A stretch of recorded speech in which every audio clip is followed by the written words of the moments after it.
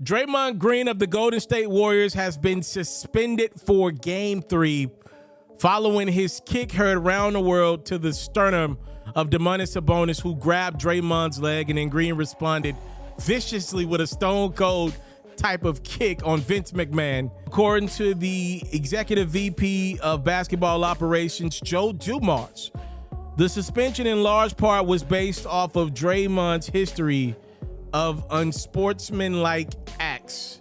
Let me just go ahead and put it out in the atmosphere. Like I said on the platform yesterday, I think this is absolutely ridiculous. And the fact that a suspension has come from it, I think it makes it 10 times worse. So I have a lot of thoughts about this one. You just want to get a little popcorn if you got some close to you. You want to get you a nice little beverage to sip. I know everybody trying to get right for the summer. Maybe it's water for you. I don't know. But you want to tune into your boy, I say for the next 5 to 7 minutes, because I'm very upset at the league for suspending Draymond Green for Game 3 after he kicked Sabonis, which I admit it was vicious and excessive, but I'm not with the suspension, though. I'm going to tell y'all why. The league said Draymond got suspended for his past, partially, right? Okay, I think that's ridiculous on a lot of levels. Part of the reason why Draymond has a past is because he's an 11-year vet that pretty much has spent his entire career in the playoffs and pretty much has won a championship more than 40% of his time in the league. He's going for his 5th ring. The Warriors are a relevant franchise. As a matter of fact, the relevant franchise of the last decade. They're the best team by a country mile. So, yes, he's on center stage more. He plays more than a lot of other athletes do because he's on a great basketball team. Some would call it a dynasty. So that part of it is ridiculous to me, judging the man off his past when it should be based off of the action.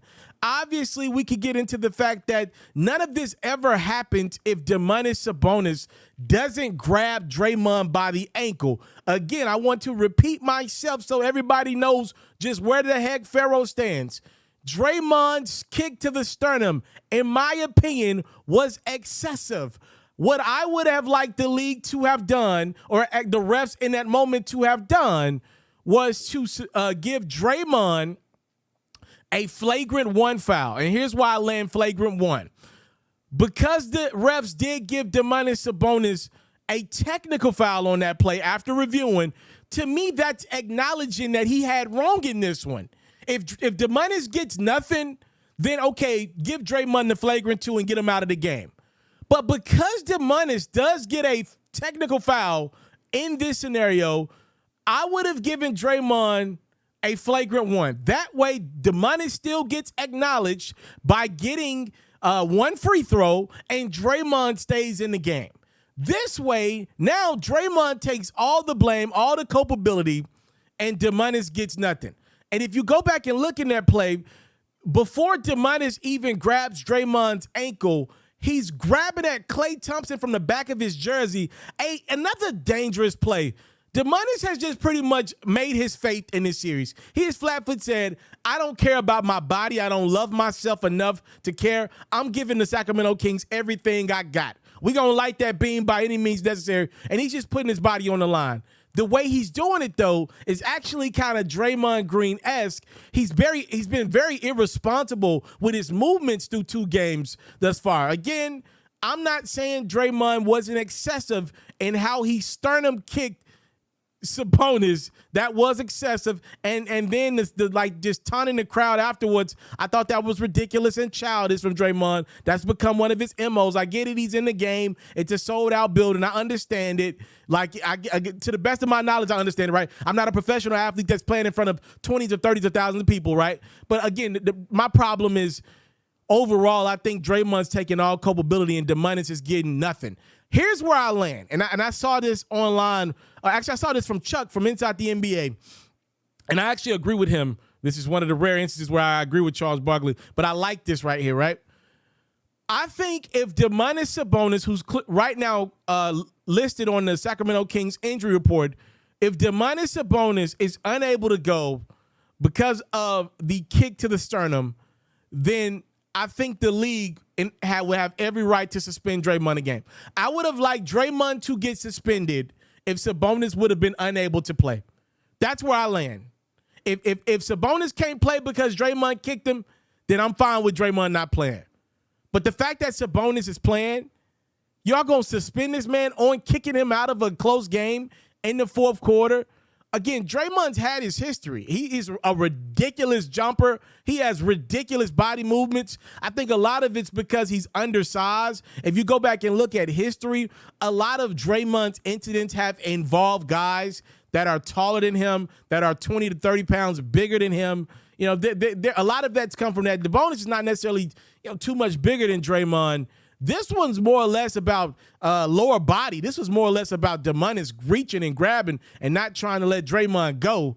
And then Draymond reacted very excessively, but that's what happened there. But I'm only bringing it up because the league acknowledged that they're judging this man off his past. If you go look at a lot of his past instances, they've been with bigger dudes. And again, I don't like this judging this man off his past because Draymond's had a more relevant career than 95% of today's NBA. You do realize that, right?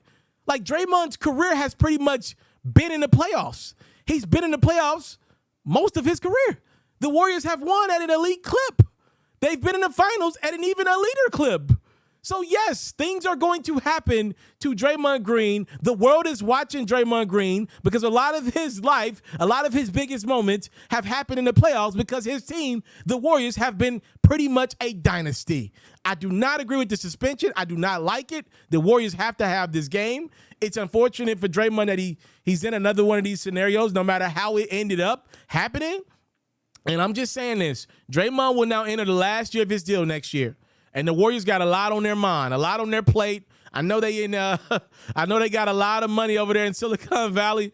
But if they pay Clay and pay Draymond, we're talking about $600 to $750 million in the luxury tax if they're giving these guys close to max money.